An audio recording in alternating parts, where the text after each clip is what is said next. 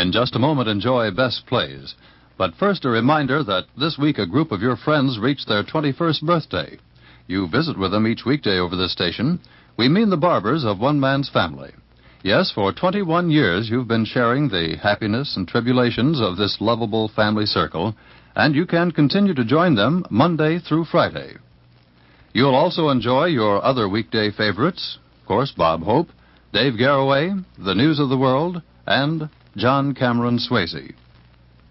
But now, it's Best Plays on NBC. From New York, where the American stage begins, NBC presents Best Plays, transcribed with John Chapman.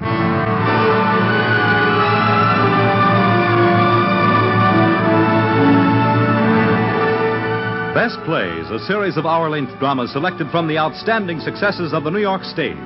Now, John Chapman, drama critic of the New York Daily News, is here to introduce Judith Evelyn and Paul McGrath in Susan and God by Rachel Crothers.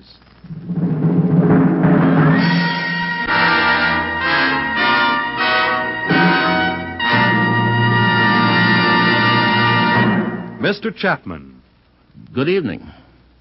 Rachel Crothers, who wrote Susan and God, may know more about women and their husbands than any other playwright.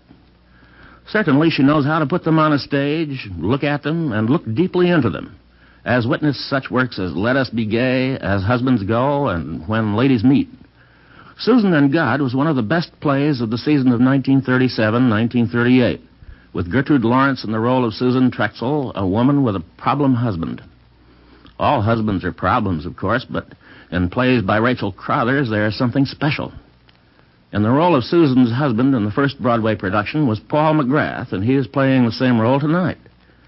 Our Susan is Judith Evelyn, a skilled and versatile actress who has starred in our Best Plays broadcasts of Angel Street and Craig's Wife.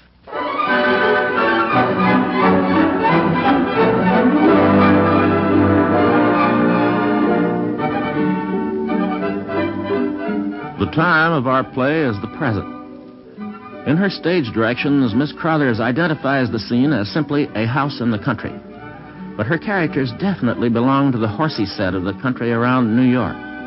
The house belongs to Irene Burroughs, a young matron separated from her husband, and with Irene at the moment is Mike O'Hara, the man she plans to marry when her divorce is final.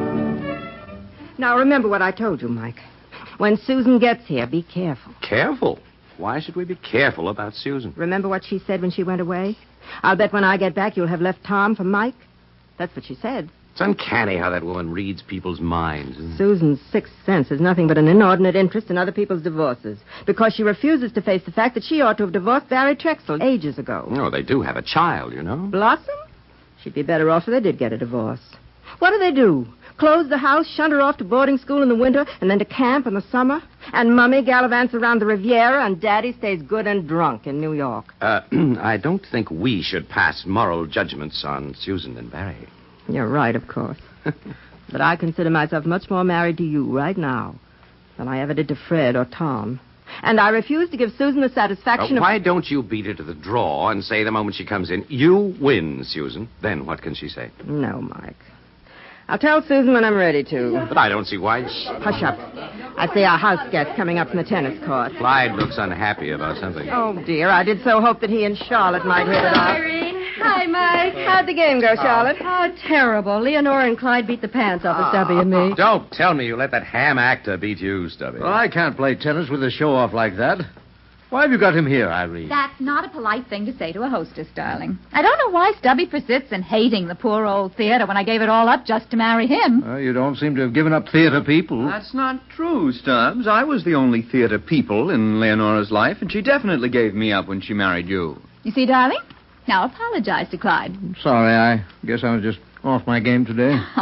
Well, Irene, what about the fabulous Susan? Where is she? Yes, don't tell us the lady isn't coming after all. I don't know where she is. She's changed her mind 3 times now. First, she was going to stop at the school and pick up Blossom. And then she was Blossom? Susan's daughter. Poor kid. She's at the terribly unattractive age. Susan is going to die when she sees her. Oh, by the way, Barry may show up. If any of you answers the phone, don't tell him Susan is coming here. This is getting more and more mysterious. I'm sorry, Leonora. We're discussing intimate friends that you've never met. But I'm ever so intrigued. Stubby's talked so much about them. Susan especially. Well, what's the matter with them? Nothing. Only they're both a little too delightful. Barry's trouble is too much money and never had to work for it. Gee, that's tough. What about Susan? Too much charm. Life has never disciplined her at all. She's the most intelligent fool I've ever met. I begin to understand why her husband drinks. I've never been sure whether Barry drinks because Susan's tired of him or Susan's tired of him because he drinks. Well, she wouldn't be tired of him if he weren't so much in love with her.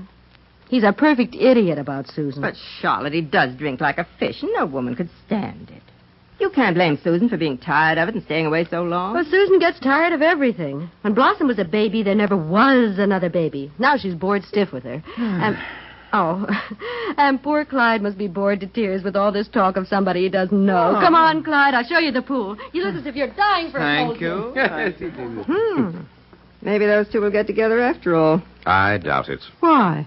Because if Charlotte ever gave a hoot for any man, it's Barry Trexel. Maybe that's why she's so hard on Susan. Hello. Hello. She's here. It must be. You darlings. Susan. Irene, darling, this is too wonderful, isn't Oh, it? Susan, I'm so glad to see you. How perfect you look, but you always do. Stubby, darling. How marvelous. Not next. Michael, my sweet.